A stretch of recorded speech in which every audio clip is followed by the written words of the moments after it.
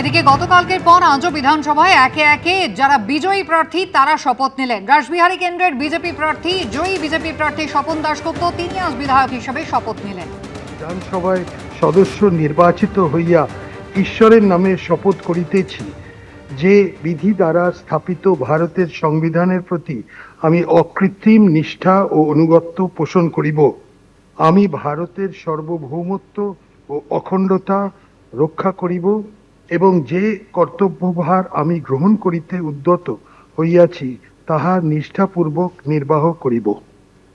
I, Firad Hakim, having been elected as a member of West Bengal Legislative Assembly, do swear in the name of Allah and confirm that I will bear true faith and allegiance to the Constitution of India and by law establish that I will uphold the sovereignty and integrity of India and that I will faithfully discharge the duty upon which I am about to enter.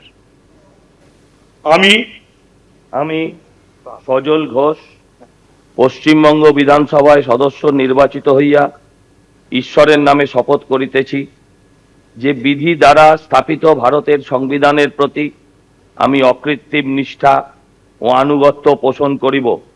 আমি ভারতের সার্বভৌমত্ব ও অখণ্ডতা রক্ষা করিব এবং যে কর্তব্যভার আমি গ্রহণ করিতে উদ্যত হইয়াছি তাহা নিষ্ঠাপূর্বক নির্বাহ করিব।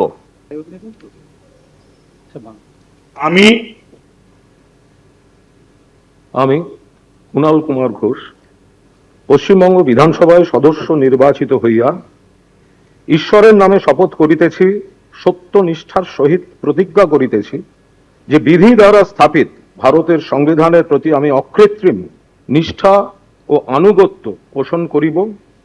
আমি ভারতের সার্বভৌমত্ব ও অখণ্ডতা রক্ষা করিব এবং যে কর্তব্য ভার আমি গ্রহণ করিতে উদ্যত হইয়াছি তাহা নিষ্ঠাপূর্বক নির্বাহ করিব। বিধানসভায় শপথ গ্রহণ করলেন মুখ্যমন্ত্রী শুভেন্দু অধিকারী। ভবানীপুর কেন্দ্রের বিধায়ক হিসাবে শপথ বাক্য পাঠ করেন। বিধানসভায় ঢোকার আগে সিঁড়িতে নতজানু হয়ে প্রণাম করেন তিনি।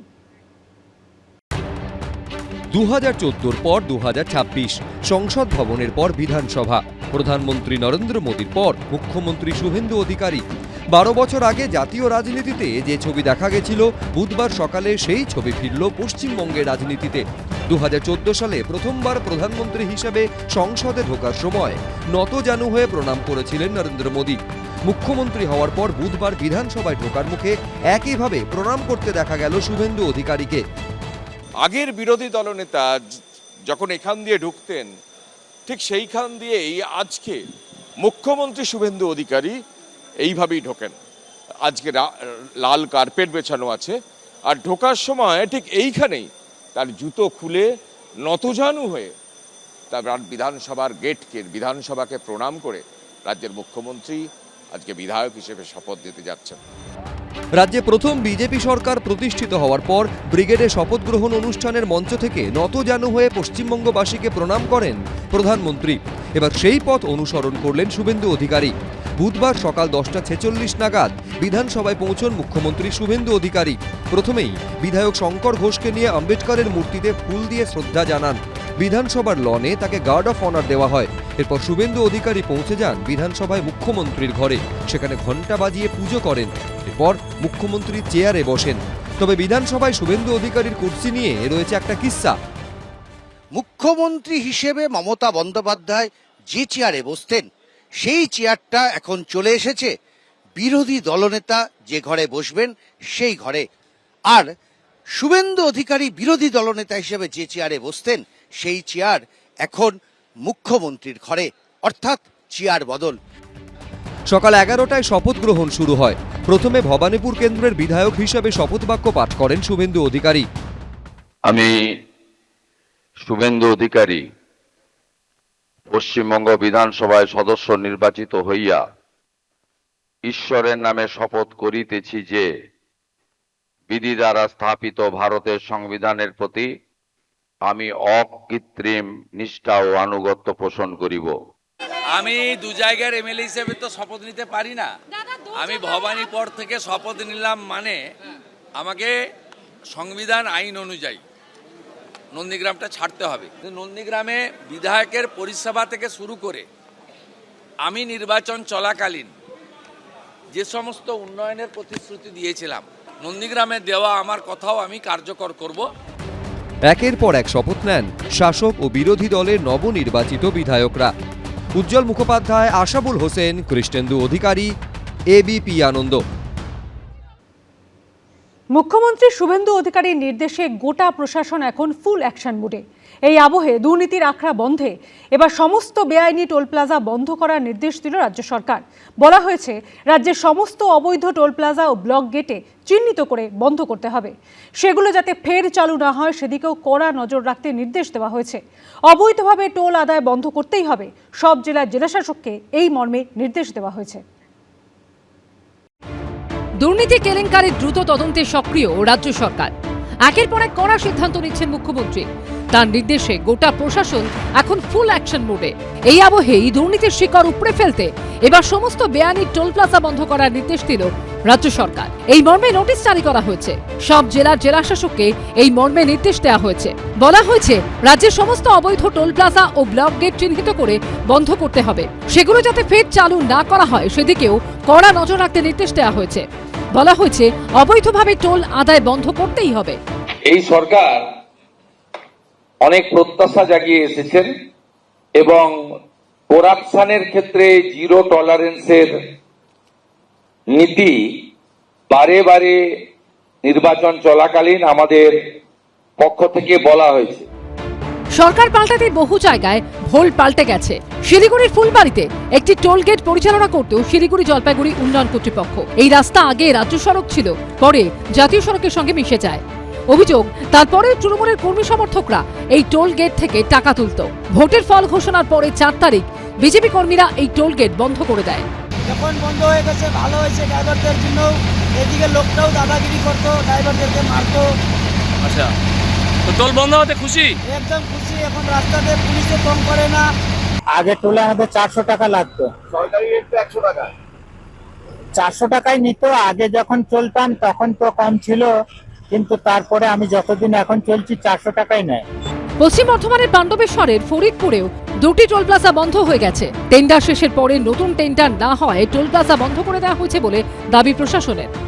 পশ্চিমবঙ্গে মসনদে বসার সাথে সাথেই যেভাবে পশ্চিমবঙ্গে সমস্ত জায়গায় তৃণমূলের নেতা দাদাদের দ্বারা যে টোল ট্যাক্স তোলা হতো, উনি আজ সরকারিভাবে বিজ্ঞপ্তি জারি করেছেন যে কোনো বেআইনি টোল ট্যাক্স চলবে না। আমরা দেখেছি এই পাণ্ডবেশ্বর বিধানসভাতেই ধোয়াবনি থেকে শুরু করে হেতেডোবা, ঝাঁঝরা এবং সারা বাংলায় সমস্ত জায়গায় এই তৃণমূলী নেতা দাদারা যে মানুষের কাছে বেআইনিভাবে টোল ট্যাক্স তুলতো, সেটা বন্ধ করে দেওয়া হয়েছে। সরকারি যেটা সিদ্ধান্ত, রাজ্য সরকার যেটা সিদ্ধান্ত নিয়েছে, যেগুলো বৈধ টোল আছে, যেগুলো সরকারিভাবে টেন্ডার করে বৈধ টোল আছে, সেগুলো চলবে। যেগুলো অবৈধ, সেখানে কোনোভাবেই রাজ্য সরকার যে সিদ্ধান্ত নিয়েছে আমরাও সেই সিদ্ধান্তে অনড় থাকব।